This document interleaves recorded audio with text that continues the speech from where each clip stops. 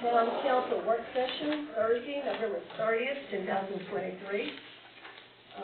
We don't vote, no motions. This is strictly just a business meeting. Work session prior to our council meeting next Tuesday night. So,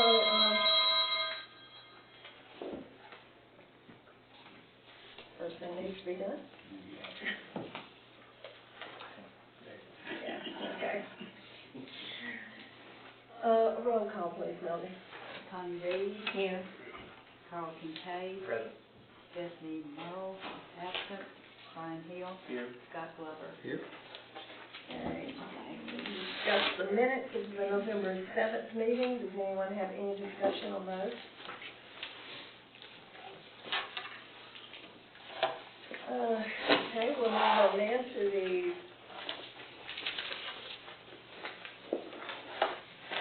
you've got the financial statement for October 2023. Any questions on that? Everything is so far looking good. This is still early in the year. Like I said before, it'll be probably January or February before we'll really get a better grasp on what our expenditures and revenues are. But there's nothing here that should stand out. It's just it's good.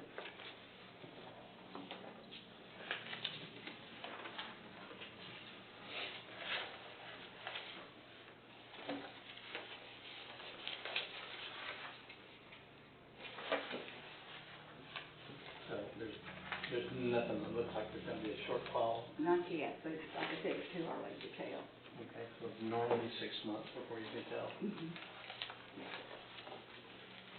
6 months, and then you'll usually present it to us in February. That's at the end of December, and at the end. So Yeah. usually it's about February when we really start working even on next year's projection, and but we've got enough information in that we can kind of make some of the calculations, but usually we don't know anything for sure until February. And we hope then that we get a big boost in revenues, not expenses, in December. So you have to wait for all the property taxes and all that stuff. Yeah, that's true. I paid mine. Yes, he did. I took his money. $5.40. Tried to take his paper clip, he took it away from me, so. Well, we appreciate that.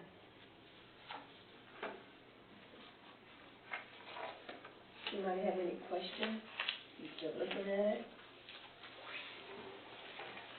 Ron, you okay? Good. Good, okay. Carl? Good. Looks like we're 21%, so. Yeah. Cool. You have the audit report. I'm going to ask Melody to review that with us. Tell us what we need to know, what we need to look at on this. As Councilman Reed said, the most important thing is that second page, but the first page I want you to look at is page 16. That's got the general fund, street aid fund, and drug fund. And down at the bottom, it tells you what the fund balance was at the end of the fiscal year, which is 16. At the end of the fiscal year, and that's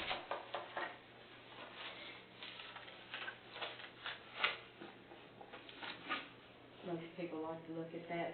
And the reason it was down in the street aid fund is because we did some paving. So that's from last year. And then in the drug fund, we made some purchases out there. So all in all, we grew about 30,000. If I'm reading this correctly or not. On what? Which one? Just beginning of the year, the end of the year. Yeah. General fund. Yeah. All right, then the next one, which you need to look at, are the findings. And this is where if we do anything wrong, course, if there was anything that's illegal, it would be here. But, with every small city, this is on page 62, sorry.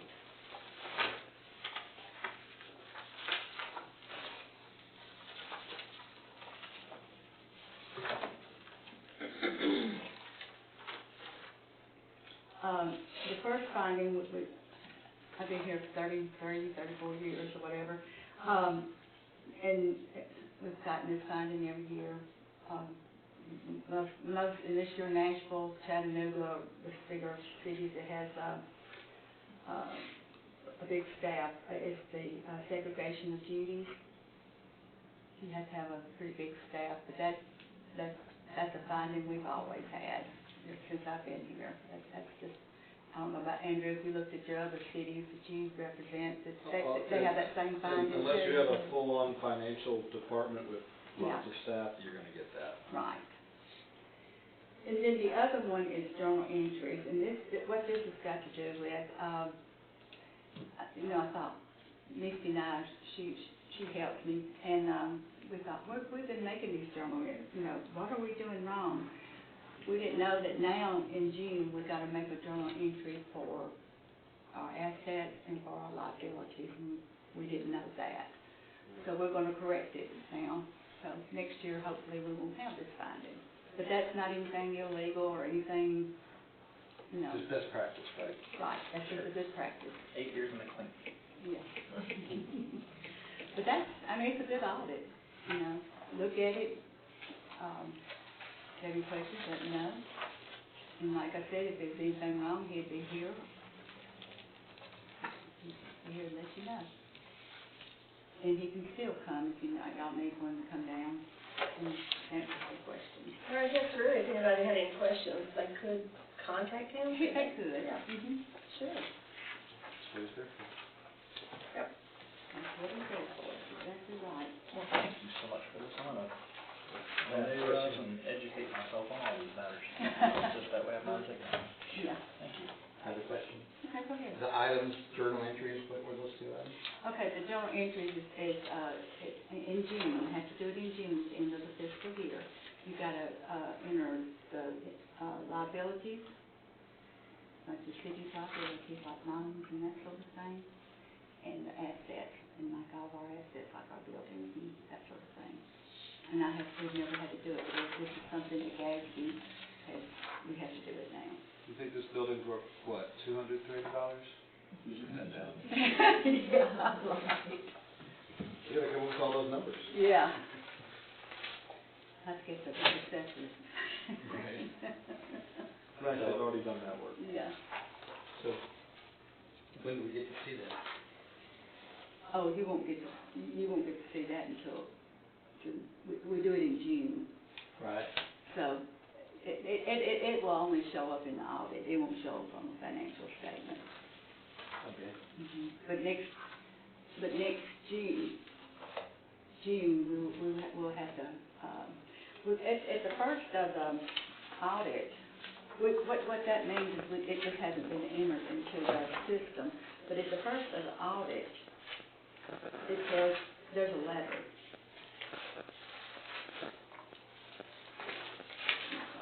It's number 4 on page 4. It tells a lot of this. I mean, it's in here, but it's just not entered into our system. So it's not on this page?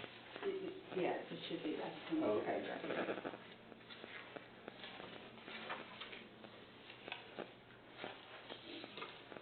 We're supposed to enter it into our local government accounting system, and that's a new Gadsby law.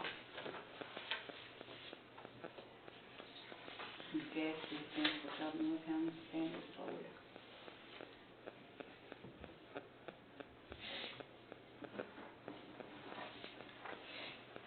Okay, any more discussion on that? Moving on down to codes and permits. We're discussing the second and final reading of an ordinance to amend the zoning ordinance, Article 3, Section 3.090, which is access control, by adopting traffic impact guides by reference. Note, a public hearing will precede this action during the regular meeting. But this will be the second and final reading. Mayor, there were no changes from last month. It's as presented last month, Okay. or earlier this month, actually. I have a question. I've been approached by a couple of citizens about the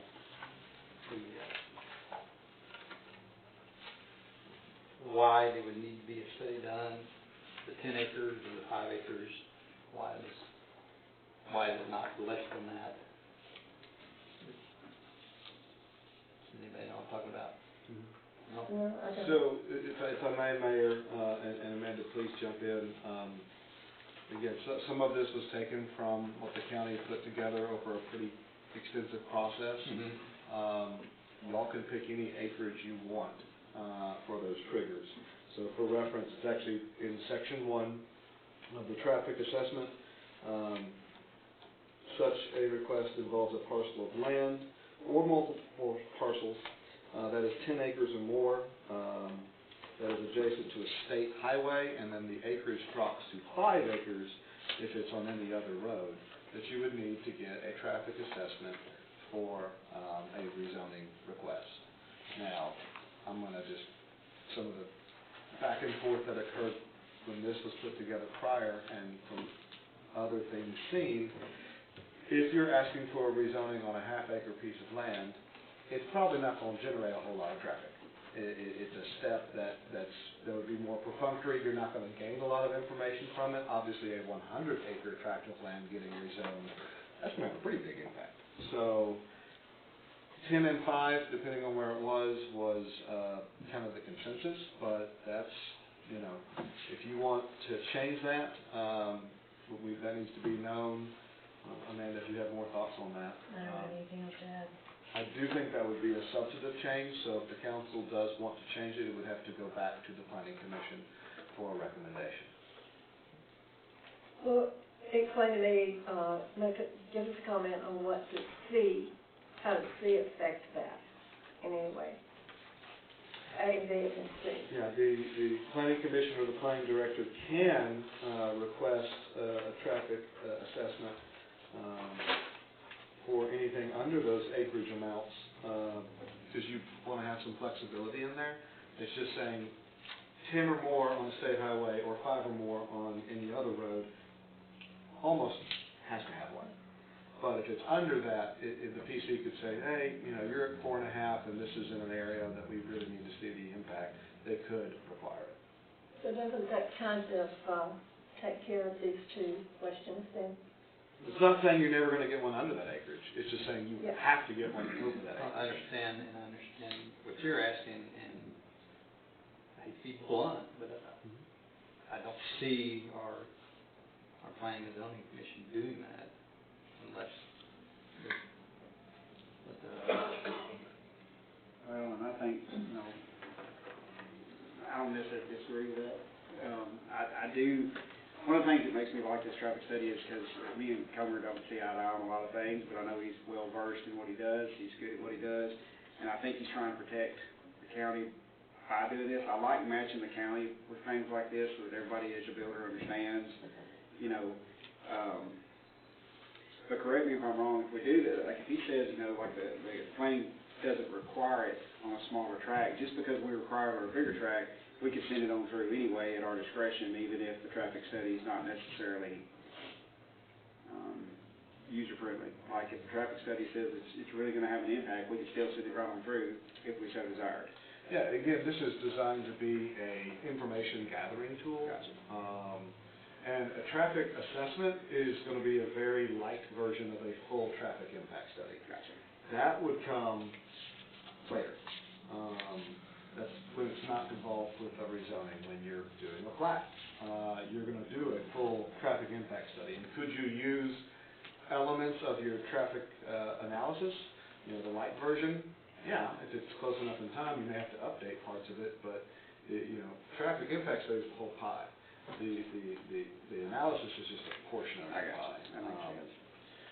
So, but again, this body has discretion to say, we would like the acreage dropped. But again, I think we'd send it back to PC for recommendation and then come back up to you for first and second reading, which is totally fine.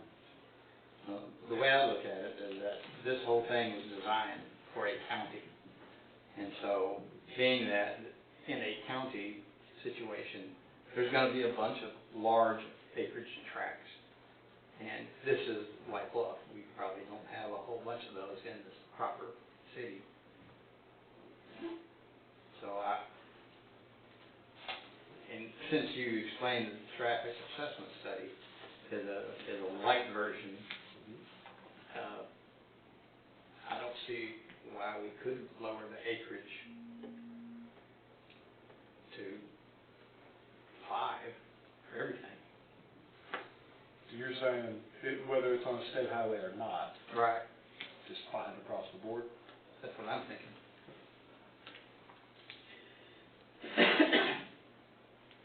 Given the fact that we really don't have any say about a state highway, one way or the other, lowering it to 5, I mean, I just can't, I don't know that that's gonna, I don't know if that's feasible, Well, when it's on the highway like that. What do you mean? Because Highway 70 is a state highway. Yeah, that's what I'm saying. We don't have any say on a state highway. So we can ask for, we ask for a traffic study when it's 10 acres or whatever, or like for a PUD or R3 zoning of any sort. But just sticking 5, rolling it down to 5 for everything, including what's on the state highway, I don't, you know, I don't know that that's a great idea. how many acres is that tall skinny place over behind F&M Bank? How many acres is that? 6. 6? And that's a state highway, 47? That's a Jeff question. Yes. Yeah. So, something like that, I do think that it would need at least a traffic assessment study. So let me just clarify, make sure we're all on the same page. The traffic assessment, the light version, only applies to rezonings and annexations. Right. Period. And you've got the 10 and 5 acre breakdown. When you get into the traffic impact study, the full guide, they're not looking at acreage anymore. We actually adapted that from the county because counties don't even have annexation. So a lot of that is new for the city. Traffic impact studies, you've got 3 triggers. You've got 5 triggers for when that is going to occur. Any development in excess of 50,000 square feet of floor space, that's more commercial based. Any development projects, on page 3, any development project reasonably foreseeable to add 150 or more new traffic trips per day onto the existing roads. Any PUD, period, you're doing a traffic impact study. Major subdivisions, including but not limited to concept plan or preliminary plat. So major subdivision for us is 4. So 4 lots. If you're creating 4 lots or more, you're doing a full traffic impact study. And any development so determined by the planning commission or planning director, so you've got that caveat in there. So they're not apples to apples. They're different triggers for those. I just want to be clear. I know Councilman Reed, you mentioned rezonings and plats, but the 10 and 5 acres, rezoning and annexations only. If you're coming in with a PUD, plat, a site plan commercial, those are those triggers. And those are significantly smaller. Any major subdivision is getting a traffic impact study. Otherwise, you'd have to keep it small and 3 lots or less to get out of the traffic impact study. And again, the whole policy goal behind that, you don't want to create too big of a burden, but it's at your discretion how big of a burden you want to create. But from a policy standpoint, it was, if you're only doing 3 lots, you're probably not adding a whole lot of traffic. You probably aren't. If you're adding 50 lots, yeah, we need a full impact study on that. But this is a zoning ordinance change. It is at y'all's discretion on what y'all want. I wanted to make sure you were separating out the zoning and annexation versus when you're coming in for actual development. So can you give me an idea of the monetary difference between a traffic assessment study and a full-blown Traffic impact study? traffic impact? I haven't paid for one recently, and developers pay for it, so I don't see the bills. I don't know, Amanda, Jeff, y'all have, It varies depending on location and intensity and how big the project how is big the too. project is. There's a lot of variables that go into it. They're not inexpensive, but they're not usually a break the bank situation. You're having to hire a licensed engineer. We require all of these to be submitted by licensed engineers. So you're gonna, it's not gonna be $150. They're gonna have some cost, but I don't imagine that they're gonna be, you're not gonna pay $50,000 for a traffic impact. Right. So, I don't know, I'm speaking out of ignorance, I would imagine in thousands, just because in my line of work, if you hire an structural engineer, he's at least charging $500 just to show up. right. Now, I would imagine high four figures for a full-blown traffic impact study, probably in the reasonable range. If it's a bigger project, you're gonna go above that. If it's smaller, it could drop below 5,000. A traffic assessment is designed to be less of a burden.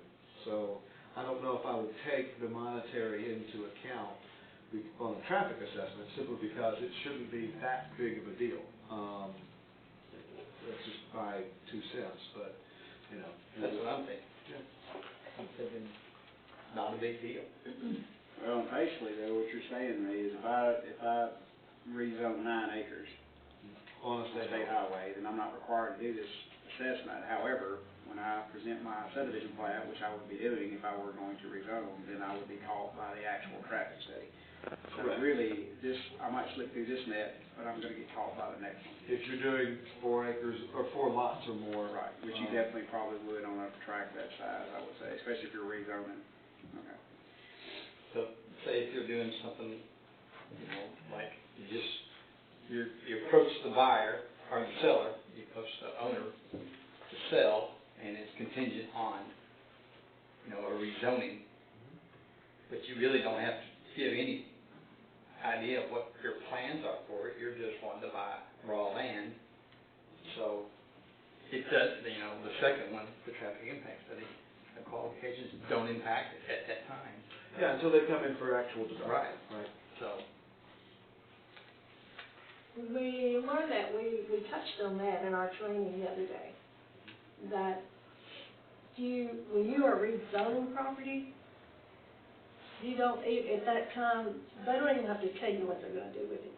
If it fits, you are just voting on the rezone, so you don't have to ask for any of this stuff. That stuff comes in later, like you said, when there's a development, a site plan, then that's when you get into all these details. But rezoning, you could take something and rezone it for R3, and it could sit there for 20 years on R3. You know, it's just whenever they come in with something. Right. Well, Yeah. I think I even said in that presentation that day, Mayor, if I may, if a developer says what he's gonna build, I encourage you to ignore that. Oh, yeah, yeah. So, because they're Because you not don't know. beholden to it. It's not their development plan. It is simply a rezoning, and, you know, you should already be looking at what is the maximum use of this property. You need to know that when you vote.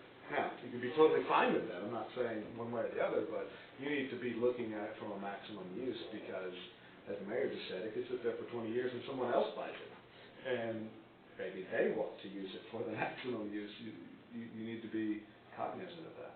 and the traffic assessment study takes into account the maximum use. Correct. It was designed that way based upon that principle. That's why I'm thinking we should scale it down for our town and not a county. But even, I mean, like Brian said, even if the the traffic assessment lets it through, they still have to abide by the regulations that are set up by the planning. And if it's R3 and they were gonna subdivide it in more than 4 lots, they're gonna have to do a traffic impact study. No question asked, they're just gonna have to.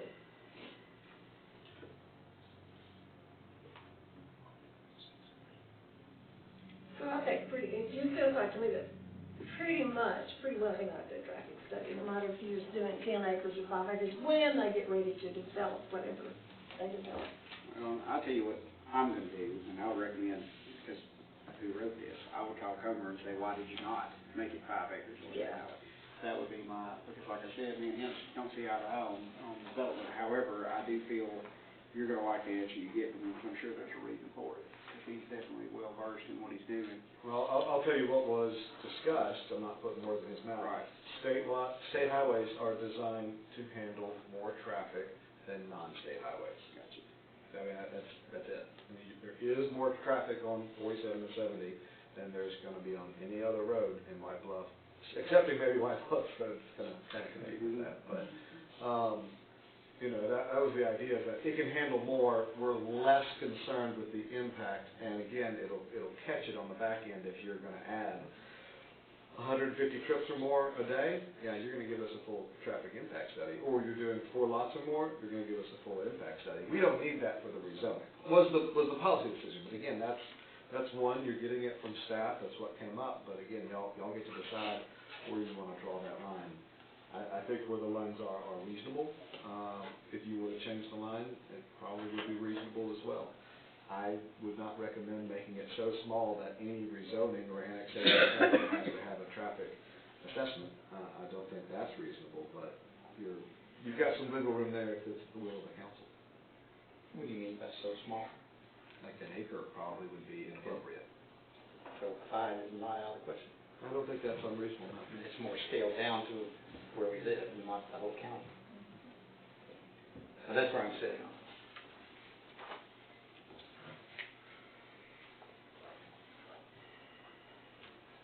So your suggestion, Brian, is that maybe somebody should call?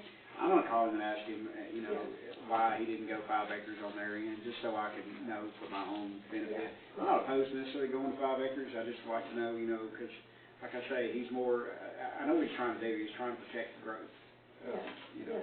And so I would like to know why he felt 10 acres was, but, you know, potentially good. So that's my, you know, I'm not necessarily opposed to Scott's idea, I wanna know from his mouth why it's not 5 acres now. So Right. because I do like keeping things the same. It's easier on us as builders if I know what your traffic study guidelines are in the counties and everybody's up, and I'm up front, I already know. Yeah. If it's all different, then I have to Yeah. figure out what's who and who's what, so. You'll have that for us Tuesday night? I will. Okay. Do you have anything, Amanda, you want to say about this? Nothing? All been said? All been said. All right.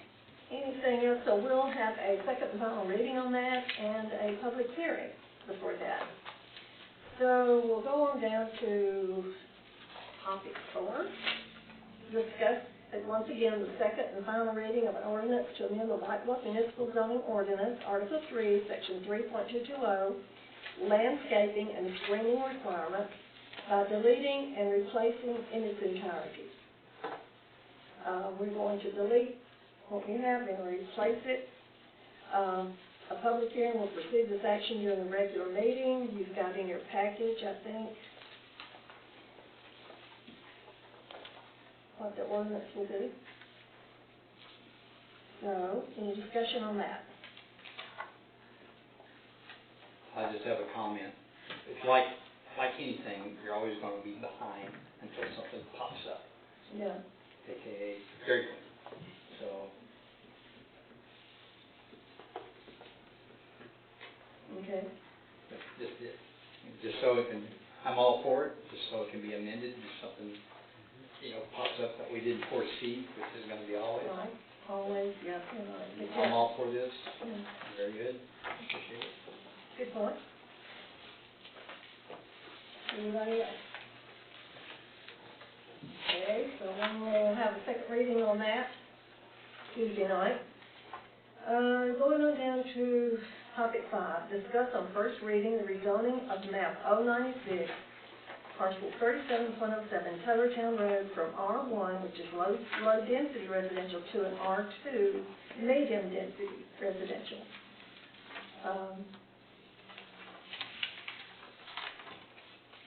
Amanda, you want to speak on that? Sure. This is the mayor said that this is a request, I'm looking at my packet on my phone, I'm not doing anything. I'm dialed in here. Where the request is to go from an R1 to R2.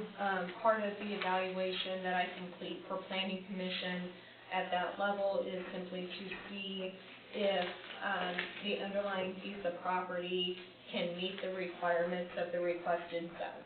So, that is one aspect of an evaluation that happens and is incorporated in part of that report.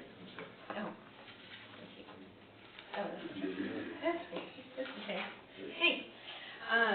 And so, from that regard, and I did include in the staff report, what the dimensional requirements are for an R2, piece of property. It does meet the size requirements, that are, required for an R2 zone. What is attached to this, is a rezoning exhibit, that would show, a potential division of, what the applicant seeks to accomplish. There's no timeline on it. But I did ask because that is something that you all can take into consideration under rezoning request, what the future use is going to be, just as we just discussed.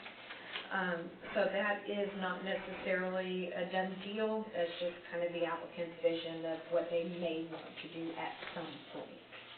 However, on that specific note, per council's request, it was specifically advised to ignore that and to consider the maximum use, considering this is all well and good, but he could sell it 2 years from now to someone who decides to do something else. Right. So, in connected with that topic, it's a little bit off topic, but connected. Where are we at looking at our overhauling what our zoning is overall? I know we had talked off topic about maybe looking at maybe even adding a zoning to one to separate the townhomes from the smaller lot single-family homes. That's something we...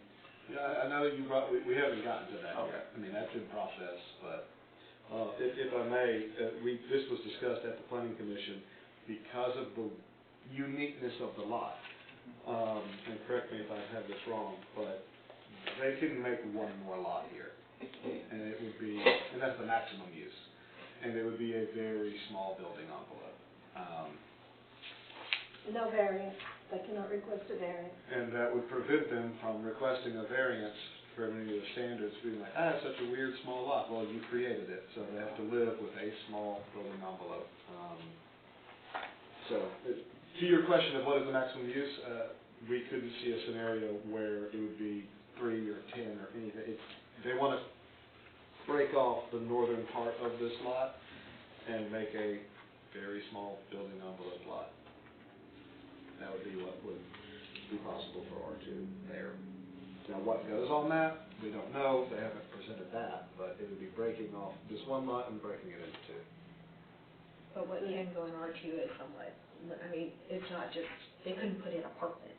No, but it's broad, because, I mean, right now down that road, if you drive down that road, it's single family, so saying single family, quarter-acre lots or whatever fits the area versus 4 townhomes, a quadplex, that's 2 very different feels for that area. And that's all encompassed in R2 right now. So in my mind... Duplexes, yeah. Yeah. In my mind, that's exactly what is assuming maximum use, that's what we're looking at is, hey, do we want some more townhomes on these lots? Did Roy though not talk, didn't he discuss that, I think at the planning committee, about the pocket there, the setbacks and everything? I think all you could get was just basically a home. That's when it came up, they couldn't even ask for variance. You're right. Were we able to calculate what the building envelope was? I think it did come up that even building a duplex on the new lot would be like very, very tiny duplex that probably would be a home, but again, you don't know that. Yeah. There's an existing house on the southern part, so if it was going to become someday 2 duplexes, that house would have to be torn down. So basically, you're just gonna, because there's already an existing home, you're just creating another lot by going R2. Correct. With a small building envelope. At the moment, yeah, but the whole lot would be rezoned if the council deemed it to be rezoned. So that way you could sub it. Sub off the one lot, yeah, to make it 2.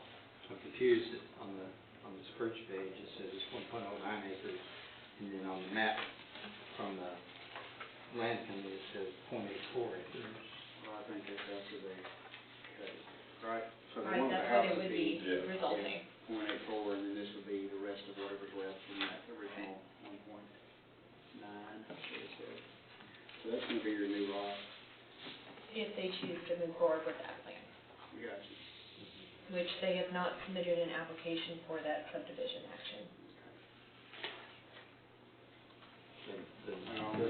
Cause you're probably gonna have, I don't know what the math is on that, what did you say, it was 1.9, so you're It gonna says do. 1.9 on here for this whole thing right there. Right. Parcel 3707, same thing, it's 0.84. Alright, so that's gonna be significantly smaller than 0.84. Do we know the, yeah, thank you. It'd be 0.25 acres. So that's gonna end up being a quarter acre there. And so once you add those two together, you'll be back to your original. That's where you get your 1.09 total. 16 plus 9 is 25. So, I'm assuming, it's R1 sewer half acre, right? Yeah. Okay, so I'm assuming the original house takes up how much area to cut it in on R1, maybe? Because if you got 1.9, why wouldn't you just cut it in half with at an R1 or something? You know what I'm saying? Like, you've got the footage to cut it in half already, unless that existing house is taking up too much of the area to be able to split down the middle. You know, I don't know what the applicant's intent is, and not that I'm not interested in it, Right. but because it's not, I say this with all respect, it's not relevant. I got you. I understand. From this perspective. Right. Those are the questions that we would certainly look into. If they did make an application, it could be that, you know, they just want to give the bare minimum for a family member or something to build right next to them, but they want to keep the majority of their parcel, so, Something that. you know, there's any number of reasons that they could want to go down a road like this, or they could scrap it completely because Thanksgiving went badly and someone cut out the will. I don't know. Well, and I would agree on that tiny lot. I mean, I'm just looking from my point of view, if we were gonna develop that, I would try to cut it more equally so that I could build something Right. larger like a duplex on that smaller lot. So I don't know that they're gonna be able to fit something like that in there, even though they've got the zoning for it. Yeah. But you don't know where they're gonna cut the lot till they submit, so. That's true too, yeah. That is true too, so that's a good point. So the lot may not be 0.25 acres when they actually cut it. Exactly. What's the adjoining lots? What are they right now? Are they R1 or R2? On the zoning wise, they are substantially surrounded by R1 zone property with some R3 adjacent to the south. R2 and C2 zoning is present across from the property on the other side of Taylortown Road. What was that? The subject property is substantially surrounded by R1 zone property, But across from Taylortown Road. with some R3 actually adjacent to the south. That's what the orange, Yeah. it looks like in the orange there. And then across the road is that, is R2 and C2 on the other side of Taylortown Road. Do we still have C2 over there? I thought that we, rezoned that, you know, it's commercial, the mobile home sitting on it. We're talking about it's gonna be a property. Okay.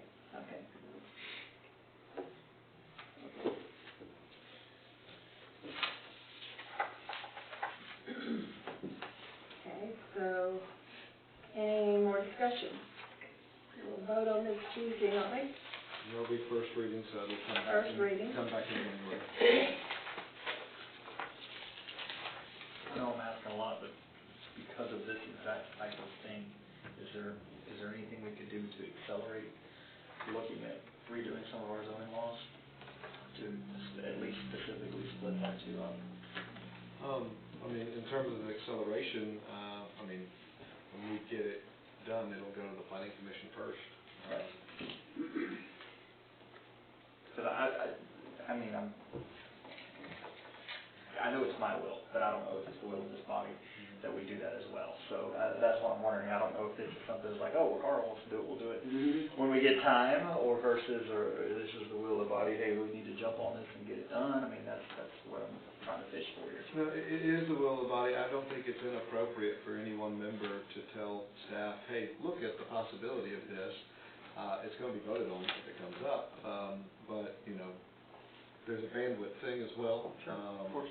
So, you know, if every one of you asks for 10 different things at the same time, it's gonna take a year and a half to get through all of it. You haven't done that. We're needy, Andrew. But, you know, What I do see is that from a builder's point of view, like, for me, you know, let's just say that I'm gonna have a difficult time getting this zoned R2 because of the fear that I'm gonna slam duplexes in the middle of these R1 subdivisions.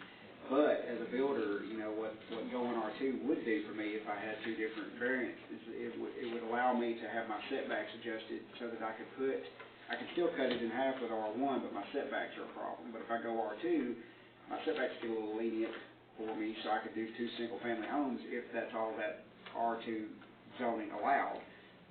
So I would be more likely to be able to get it rather than a full R2 because they're a fear of what I might do.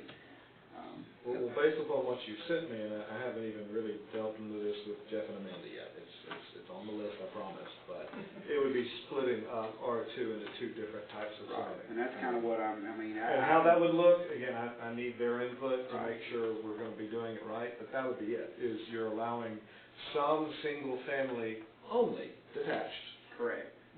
between R1 and R2. But you still would keep a separate zoning that would either be the current R2, where you could do either, Right. or you break it off to just be duplexes. Yeah, like an R2A, R2B, or And I think that's beneficial for both sides of the coin because it gives me the opportunity to get my setbacks a little bit more lenient on a crappy lot, but yet doesn't give me full-blown power to throw up whatever I so desire in that neighborhood. Yeah, but pigeonholing down a certain area can be detrimental too. So, like if you had an R2A that's just duplexes, is that a good thing? I don't know. So, I mean, we gotta have a discussion about that, but that, I mean. I'm just, from an ignorant standpoint of view, you know, a guy saying, hey, I want to let my son build on this part of the lot over here is a very different analysis than someone to say, I'm going to see if I can maximize profit on these. And that's the problem, because like she said, that may be the initial intent, and then they get into it, and now they're like, screw it, we'll sell it, and we got R2, and now we're gonna do duplex, which wasn't. Or hey, they get it rezoned with that positive intent, and then someone knocks on their door and says, I'd like to buy your lot. Yeah, I'll let they you give you go. $90,000, you know, yeah. You were looking for a new lot, where's Always. Mayor, if I may? Yeah. I know that, you know, sometimes we move a disputed government, right, it's exhausting, right? But Jeff and Andrew and I, over the last year and a half, when I was with GNRC and now here with you all as well, have been constantly mapping out improvements that need to be made and adjustments that need to be made. So, while I don't know the specific proposal that was sent over, it is literally an almost everyday conversation in, ooh, we need to look at that, ooh, we need, oh, yeah, no. So, in '24, what I'm really hoping to be able to do with you all is to have, just some chats, you know, I mean, I don't want to go fireside chat or anything, but nothing as formal as a public meeting, but just, hey, what's your feedback? What do you see that are the major issues? And, you know, what are the trends? How do we need to look at this? And I'm really excited to be part with you guys because I can do things like that now where I couldn't before. So just know that it's definitely not something that isn't being looked at every time we flip through a book. It's like, oh, why does that happen? You're saying you need a priority list? That's something to Well, work from? Yes. Yeah. And I mean, when we look at it, I mean, we're looking at it as a whole. Yes. And so when you just say things like, well, let's just break up R2, well, then you need to look a little. There's a ripple effect within all of it that we have to update. And then it begs the question, I mean, it's kind of pull back the curtain. Well, if we're going ahead and going to adjust 17 sections, because we have to update R2, well, the other thing we were talking about, you know, bringing to y'all to update, we need to bring that in. And you have to have a cutoff point sometimes, and that's why sometimes jurisdictions kind of go through a pause, and you go through a full update for like 9 months, and then bring you a whole new code. That can be its own frustrating process, and sometimes it has to be straight updates. That's what we've always really done. That's right. You give us a cookie. A little bit. But that's also, if I may, that's why having her on staff, like, I want you to run things by me, but you can also call her directly and say, add this to the list, and then she'll talk to Jeff and I about it, and we'll work it out, so. I need your number. 1-800, no, no, no. So, no, Carl. So forgive me, there's no way of, And your name on her ID will be do not text. And she'll say, uh-oh. That guy. No, so my expression was not one of frustration, it was just, that's something we talked about and here it is. Right. Well, just like the landscape ordinance, that falls into design review, which falls into PUDs, which falls into everything else. Like, there's such amazing waterfall effects on a lot of these documents, and that's, you know, I've said it often, my inner nerd is very excited to be able to get in and start organizing some of the waterfalls for you. So you know, this is where you start, this is where you could end up, is that what you want, so. Thank you We're for happy to letting me have you, so glad to have you. Any more questions on that? So the assessment from Roy was though that he didn't anticipate that they would really be able to do much more than what they were asking to do. That was the assessment that day, and we also stressed several times that they could not ask for variance, because they, like Andrew said, they've created this themselves. It's an odd lot, even if you were to It is split it very down the middle, odd. that northern part, your Yeah. building envelope's not gonna be fun, so. Okay. But, that's, yeah.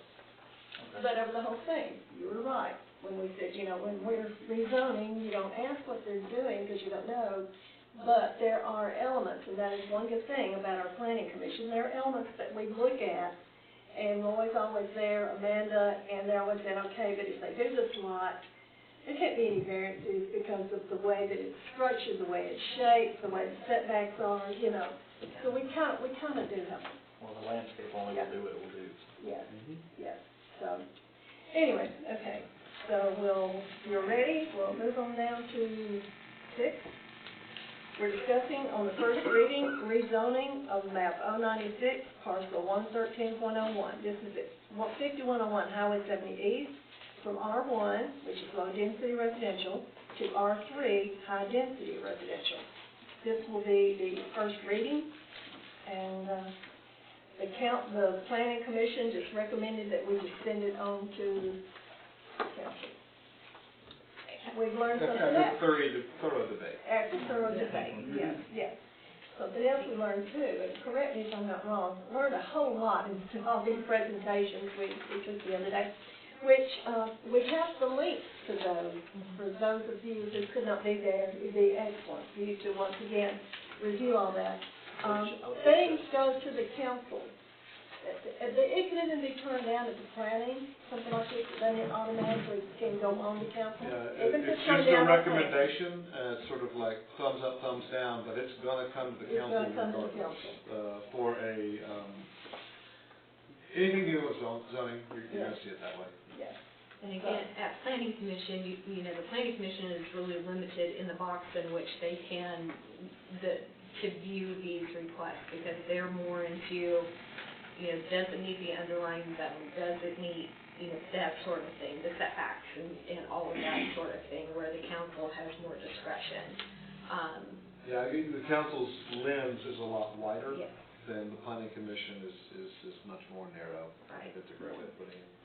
So, with that, this is actually a really good example of one where the planning commission, in their evaluation based on the report that is included,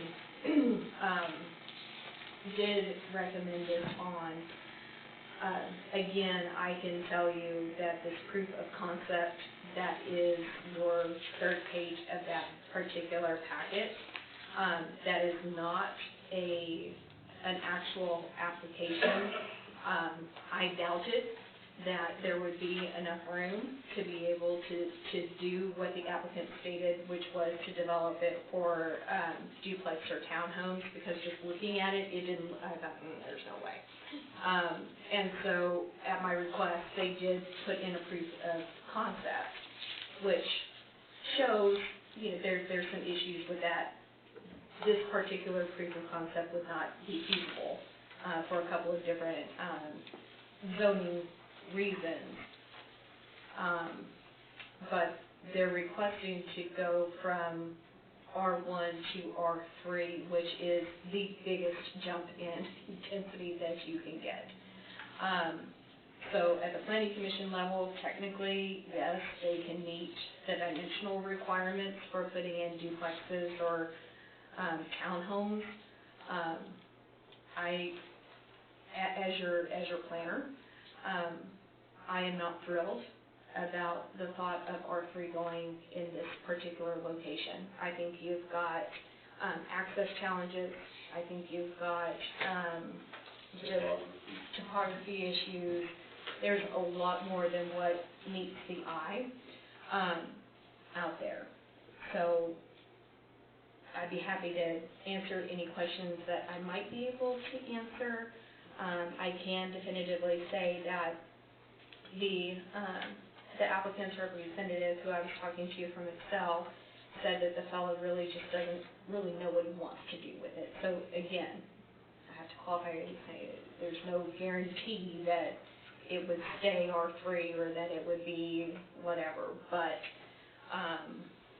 just I would be remiss if I did not say that I had some concerns about changing that zoning to an R3 from an R1 in that location. I'm glad you said that. I mean, because most of the discussion was me. Sorry, I didn't feel you understood. Yeah. No, I mean, I have serious misgivings about plopping this into an R3 when it's surrounded by R1, and there's a deep ravine that just goes off. And, you know, while, okay, there's already a house there, and those people are in danger because of that ravine, I have, you know, questions about putting 4 or more homes like that in that, homes or townhomes, in that kind of situation. Y'all are gonna be shocked, because I'm gonna speak on this as well. So, the Great Wall that everybody hates, okay? One of the reasons that I approved that particular rezoning is because working for that Board of Education for so many years, if I build single-family homes, if there ain't a teacher in that school that can afford it, unless their spouse or whatever has a decent job as well. So, you know, they said, you know, one thing we'd love to see is affordable housing close to the schools where we could actually live next to where we work. And I thought, okay, you know, because sadly nowadays, White Bluff, this is your affordable housing, your townhomes. That's going to get you down to a level where maybe a teacher could afford to buy one. So I'm not necessarily opposed, even though everybody hates the wall. Once that project is complete and it's landscaped and the teachers can buy those houses, I still think that's a good spot for that. This concerns me because the size of lot that it is already, okay? Being a builder, I know, without this piece of paper, I don't even need this. That house, they've got too much money in that house to tear it down. It's not going to happen. So whatever's going to get put on there is going to get put on there with that house sitting there, which worries me because I don't know that you've got a big enough footprint to make the project feasible. So on my end of it, I'm not a fan.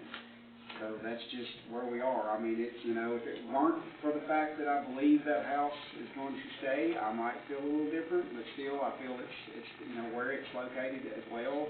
There's larger tracts behind it. I would much rather see a larger development that can be purchased as the frontage, something of that nature. You know, that's just me. So there's my tidbit of advice. That house probably isn't going anywhere, so y'all, you know, if you don't love that, then that's probably going to be the case. Okay, I will say this, that on the planning commission that day, I'm always worried about the legal aspects of it. Do we have, if we turn it down for a certain reason or something, can you defend that? That's what I'm always going to do, because that's my job, is to try and keep us out. That is why, though, that I recommended, hey, look, let's just take this on to the council, because like he said a minute ago, when we learned this, y'all, the council has got a much broader, the planning commission is more specific. And when you get to the council, you got a much broader. So I recommended that it come on to council. Let me ask you this question, because this is my understanding, and I want you to correct me if I'm wrong, okay? The tract over on Tatertown that I voted for, all right? So if I remember correctly, that we did that R3 in an area that didn't have R3. So we chose to do that. But every piece of property is its own entity. So I can choose it there because I feel it's correct and proper, and not choose it here. And they can't say, well, you did that, but you didn't do this. Well, you've got a different footprint there than you do here, and every judgment has to be based on each individual piece of property. Is that relatively correct? Yeah, I think I even touched on it in that presentation. I am firmly in that camp, that every piece of property is unique. Tennessee and U.S. law treats every property as being this, that you can't replace it, right? Right. Everything's unique. There are going to be arguments against that. There are going to be attorneys who argue against that. There's going to be applicants who argue against it. So I'm not saying that's the whole position, but I think it's a very strong position, and as long as you're not arbitrary and capricious about it,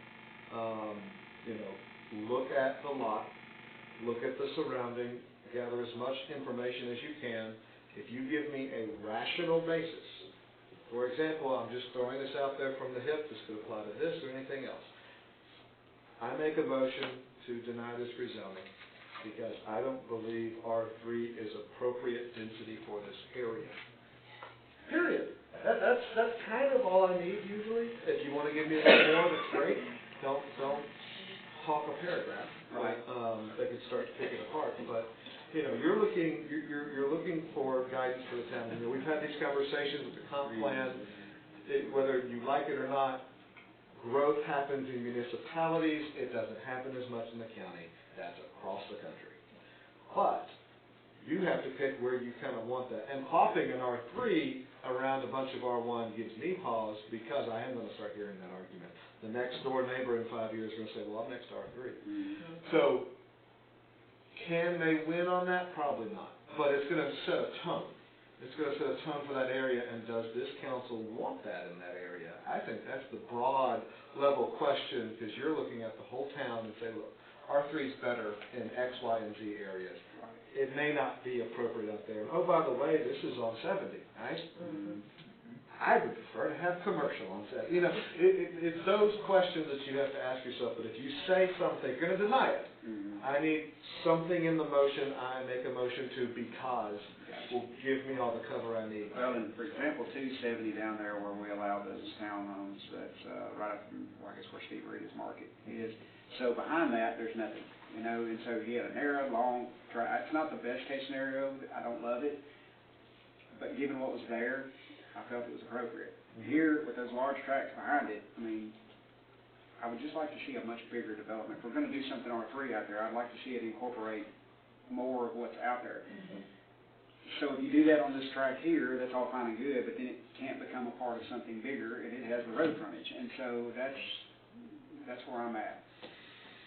You can have any number of reasons you think it's appropriate or inappropriate, and that's where the judgment of the council comes in. Multiple reasons why I think it's appropriate. I nailed them, a lot of them. But we have to, when we learn this too, when you give a motion, you have to, if you give a motion to deny, you have to have a reason behind it. You can't just say, I just want to make a motion to deny. That doesn't do it. If you make a motion to approve, you've got to tell it with why. But the property you're talking about on Taylor Town, the wall, I think up above it was on 3. There's 3 or 4 lots. That may be true. Yeah, that may be up true. above it. It had already been, that's one reason it went through. And had I went to the class before we voted for that, then I would have said, this is my reason because of the area that it is. Yeah, right. The schools, and blah, blah. And I realize it's not beautiful right now, but it will be. They're going to spend a ton of money there, and I promise you, it'll be a lot better than what we see today. Yeah. Somebody will. Maybe not necessarily those guys, but I feel confident. It's too valuable a piece of property for that not to happen. Yeah. So let me ask you this. Do we have the right, to decide tonight if we even want this on the agenda? You have to take action. We have to take action. We can't take it off. For example, and this came up the other day, if it's approved, it will go on to January, public hearing, all that. If it's denied, it doesn't come back, you don't deny it twice. Okay. You have to pass 2 votes, If it fails on the first vote, it's done. It's done. They can reapply. I can't remember if we have a 1 year. We don't have a one-year. Yeah, we need to explore that. Yeah. That's on the list. Because you will get someday, as jurisdictions grow, you will get some developer who just every 3 months applies for the same rezoning, so Yeah. he's gonna bug you till you vote for it. Well, you have to kind of put a stop to that. But Yeah. we haven't had that, so we're fine. Yeah. But if you were to deny it on Tuesday, you're not gonna see it again. Okay. So then we'll have it on the agenda Tuesday. On down to public safety, we'll get that Tuesday streets and sidewalks. Okay, we'll talk about the parks, right, well, I heard, in an anonymous source, that the house was going away. yeah, I don't That's all know. I have to say about it. Yeah. Okay. Not unlike Cornwall Road, which the house is supposed to be staying. Yeah.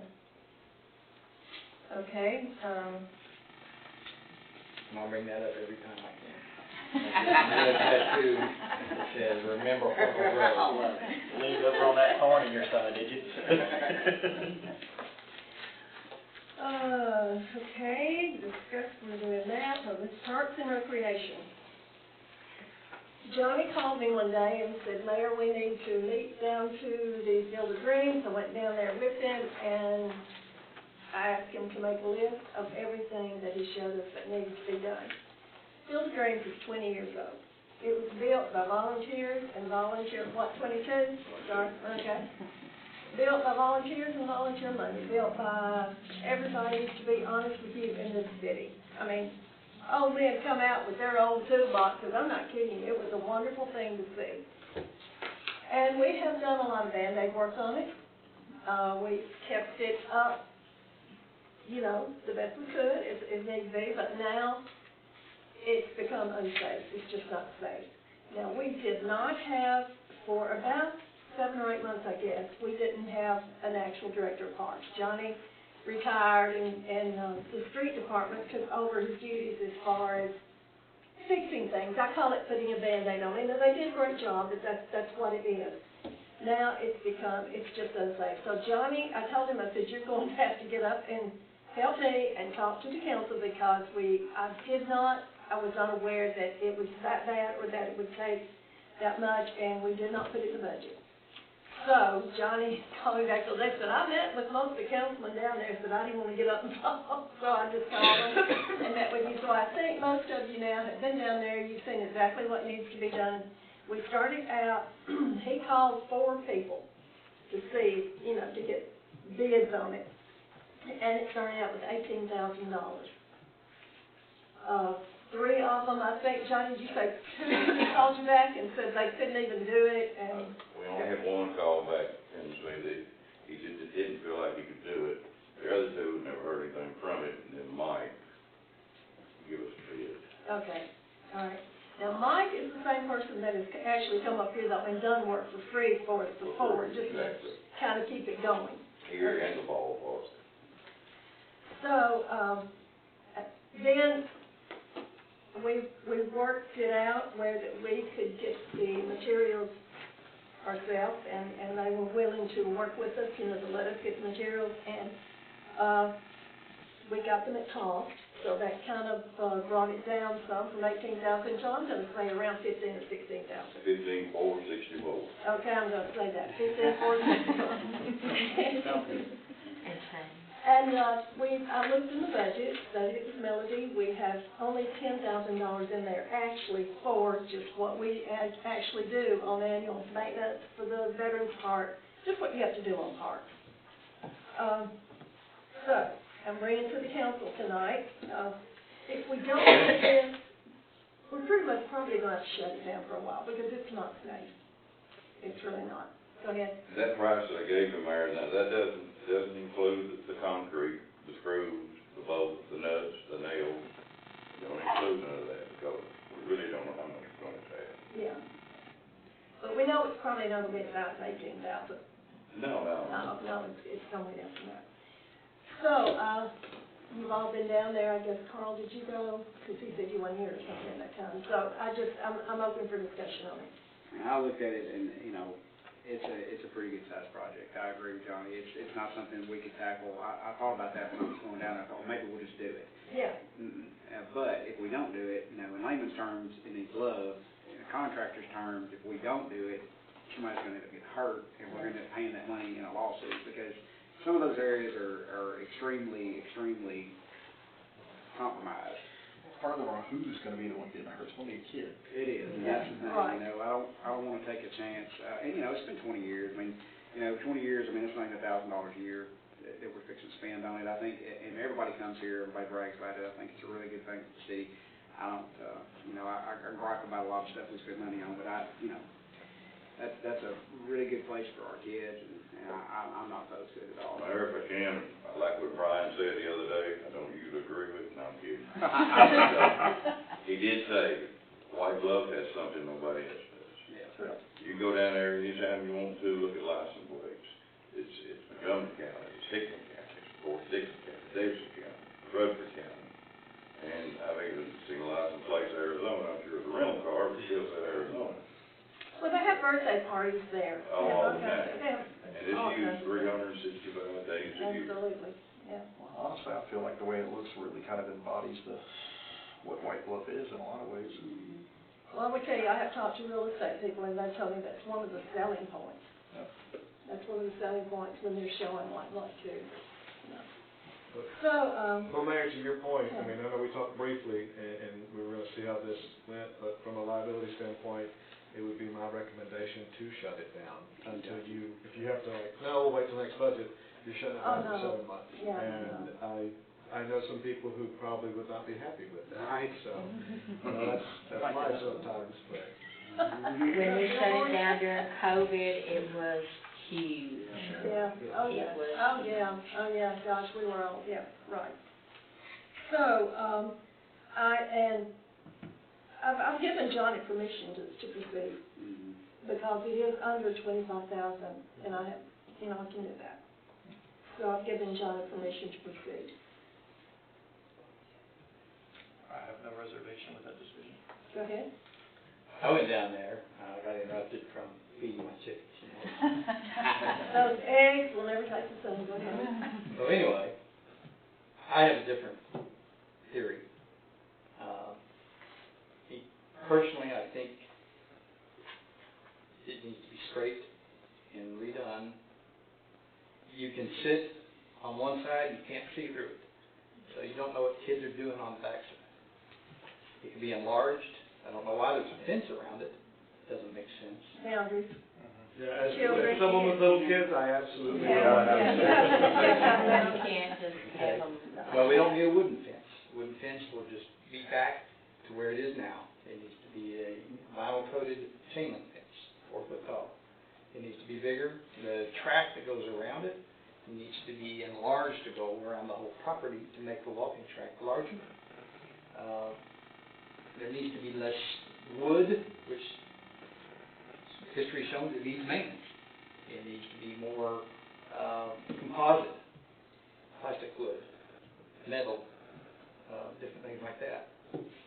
I think we need to rethink, keep patching it up, and we're gonna spend as much as it's gonna cost to redo the whole thing into a nicer park. I agree, that's fine, I like everything you're saying, but the wood around it, that wood fence around it, if you will look, people bought those slats, that's how we got the money. And so that's one thing, you would kind of be, you'd get some resistance on that, because that's in memory of people. So you might get some resistance on that. Then we got the bricks down there, and that's fine. And nobody says you can't reuse that. But Well, right now, I think what we're talking about though tonight is, at least with what we've got, and it works for us, let's go ahead and put $14,000, $15,000 in it. What you're talking about, not saying by any means cannot be done, but you're talking about a lot more money, more time. okay, so you I keep kicking the can recommend, down the road. no, I'm not, because what we're doing now, we've been putting Band-Aids on it. That's what I'm. What we're doing now, the company that's coming in now, this is what they do. They just work on parks and playgrounds, and this is what they do. So I think when they come in, if they recommend it, by any means, that, hey, this is not even safe, there's no sense in this even, what we've got there, Scott, really has lasted 20 years. So I think if they came in and told us, this is not safe, by today's standards, you need to do this, this, and this, we might look at it different.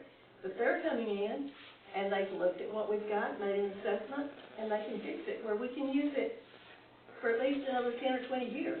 Let me ask y'all a question, since I can squeeze this in, since we're discussing this. So, I don't disagree with what Scott says either, and I also think with this 50-acre park coming, and that park, and, Yeah. I would like to see us, and I'm assuming I can do this since we're on this topic, when we budget, all right, down the road, I would like to see like a parks guaranteed every year goes in there. 50 grand, 100 grand, whatever we can afford, whatever. And regardless of whether we're gonna spend it or not, it goes into that fund. Same thing with our law enforcement and our fire department. It goes into a fund. If they don't spend it, it builds. And then after a few years, we can turn around and hire an officer because it's already in the budget. Or we can do a new chain link fence, which I totally agree with you would be better in the long run. A bigger track. I mean, I would like to see us do some things, because now it seems to me, since I've been here, what's happening is, here we are, all right, so we got this budget, all right, so nobody wants to raise taxes.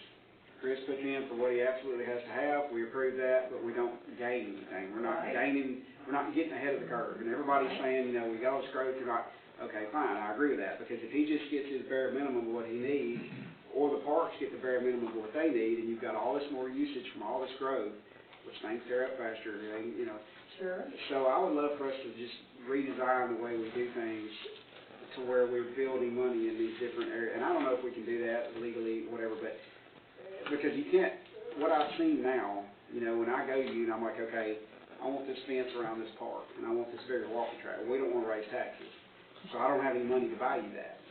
And that's going to happen over and over and over until the end of time. And so I would really like for us to sit down and discuss possibly something to where we could get ahead somehow. If I may, if any of y'all, I know I've asked you, been to the Red Caboose, the one in Bellevue. Mm-hmm. It is nice. It does have the black chain link fence right. I think that's where you got the idea I told you. And it is nice. It's real super nice. But it's just nice too. It's money. It's a bunch of money. Well, I use this over and over till I know people get sick. Budget dictates our service, and it dictates what we have. It's our budget. It does. So, Well, and I agree with a lot of what was said. Definitely agree with a lot of what you're saying budget-wise, Brian, but there is something to be said for nostalgia, and I'll just speak on that for just a quick second. And then also, if you take into consideration how much space we have, like you said, we do have another park coming. Right. So I think there's two things to be considered there, because I'm not opposed to a better walking track for the sake, because I know what a walking, because, I grew up in an area around Montevallo. They had a really cool place called War Park, and it was amazing, really long walking track, because that's what it was for. And so I think some of those cooler and greater things might be better saved to the larger park. I think Field of Dreams, there is a nostalgia there of the ones who built it, the roots that is White Bluff. I think the way that it looks speaks to that in a lot of ways, and I know that there, in some of the styling of it, creates a little bit more maintenance in the long haul, but I think sometimes that's worth saving. It's kind of like having an old building that is historic. You're going to spend more to maintain that. It'd be a whole lot easier just to tear it down and throw something 10 up, but you don't. You spend the maintenance money to maintain that historic building to what it is, and I think the Field of Dreams kind of fits that bill, because to me at least, it is a token of what White Bluff is. And so I'm not opposed to maybe at least the fence issue for sure, but maybe not. But as far as the look of the thing, it reminds me of where I grew up. It reminds me of the town that I love, and I love the wood. I know it's a pain to maintain, but I absolutely love it. I feel like, I guess you get so tired of these plastic playgrounds that are nothing but, looks like they ripped them out of McDonald's and threw them together, Well, it was designed to actually be a fort. And I love that. I love that so much. That's why the wood fence and, I think it's great, and my But kids anyway. loved it, I loved it when I moved here, and so I know it's a pain to maintain, but I see it much like, you gotta keep it on an Well, empty building. there's more than one walking track in White Bluff. Mhm. There's one at the Bibb Center, there's one at the ball fields, and then that one's just a small one where parents can just walk while the kids are playing. That's all it is. Yep. And if you've got small kids in there, most of the time the parents are in there with them. They're in there with, they don't just turn a 2 and 3-year-old in there most of the time, so. I've been there many times, I And always the, said. the thing, the way it looks, it was designed by the elementary school kids. They went there and asked them, what do you want? And that's where the design part I came love from. that. I love it. It reminds me of the place that I had growing up. I love it. But anyway, getting back to it, I think what I'd like us to focus on tonight, and like I said, because of the safety issue, I felt like I had that right to do it. I told Johnny to go ahead and start refurbishing it, doing what we have to do to make it safe for the kids. At least we've got what we've got now. Now, if we were building a brand new playground, building one, didn't even have that one, yeah, fine. But what we've got right now, everybody seems to love. I mean, it is used daily. Even in bad weather, we'll come out there sometime, and my husband will say, my gosh, they're down there, and it's 10 degrees, yeah, they're there. Well, the bid's not terrible, I couldn't touch it for that. No, I don't think so. Especially considering he's got experience in that type of equipment. Okay. I'd say one more thing, Mayor, I appreciate you and all the council people. They all came down there and listened to me, had suggestions, and I do appreciate it. Okay, thank you. We appreciate you, John, taking that on. Like I said, I really did not. I've had grandkids that I raised down there. One of my daughters worked on it. She was on the committee that worked on it. So, it means a lot to me. But I just don't go down there anymore, so I just didn't realize that it really was in that bad shape. So Johnny, he called me one day and said, we're gonna have to fix it, or we're gonna close it down for safety reasons, and we're talking about children and parks. So, anyway. So any more discussion on it? All right, any old business? New business? Motion to adjourn? New business, oh, okay.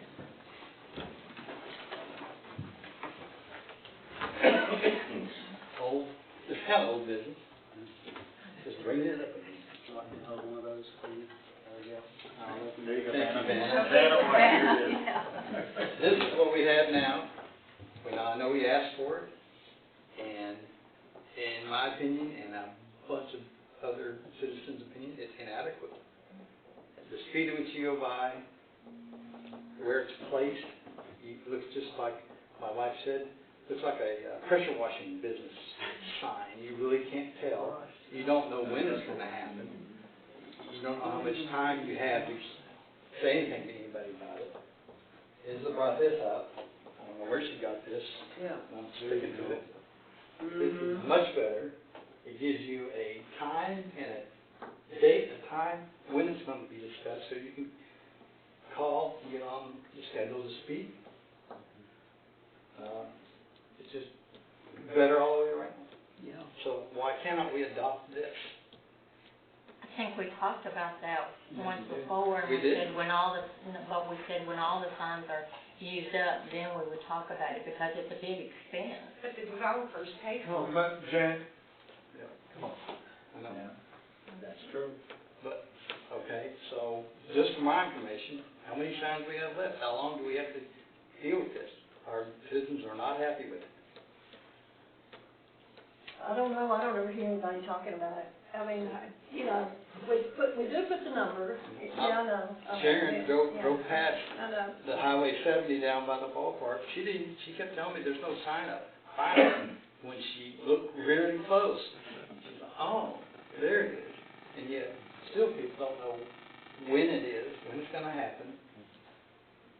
I mean, it might be hard to say, but they do have a phone number on there. And they have a www, they have a website on there that does give that information, so it's not like we're withholding information. No, but people are inherently lazy, so Well, they that's, would like to have all the information. The Wakelock site doesn't give you the information either. That, it's on the, what's it on, Jeff? It's on the agenda, it's not on the website. thank you. But if you call, you talk to Roy Frisell, he can tell you Well, you called, anything you yeah. need to If you know. went to the website, you can't find it. So,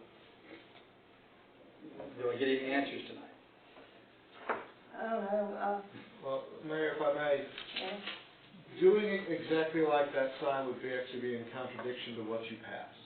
What you passed was you wanted something on site for the entire time a rezoning was in progress, right?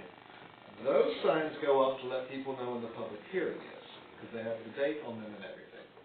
There is not staff to go out and change the date of every meeting, so my suggestion would be, if you want a bigger sign, ask to be on the agenda to vote on a bigger sign, do that.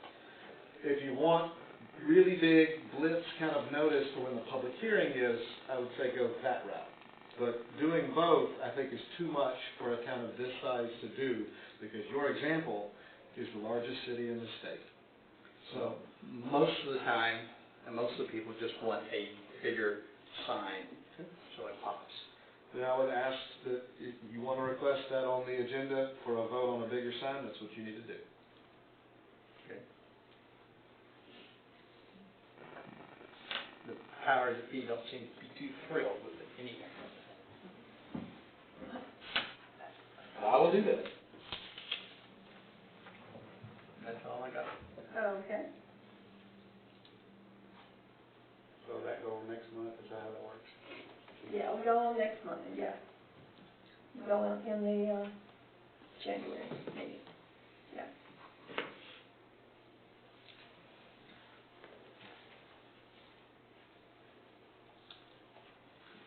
What you, Could I ask where you got that sign? out of my storage shed. I hate somebody stuff. Yeah. I ended up with. Makes you wonder. Wow, really? Right. Could I have it back, please? Our sign. By all means. I thought you meant the national. No, I need our sign back. If you really want to know the truth, he paid me to steal it. I'm sorry. It's a kickback, I admit it. It just showed up in my garage one day, and I put it in my storage room. I'll be honest, we were in Greenwood, South Carolina, this past, for Christmas, and we stayed at an Airbnb while we were visiting family, and right across from the neighborhood, they had completely clear-cut this forest, and they were rezoning it to something, and they had a giant sign that was a metal kind, had to have 2 studs drilled into it, and it was probably a 7-foot sign. Me and my wife looked at it, and we were like, she's like, oh, you ought to take a picture. I was like, I ain't kicking up hornets right now, I'm on vacation. You're talking about Another picture? Huh? You're talking about megabucks.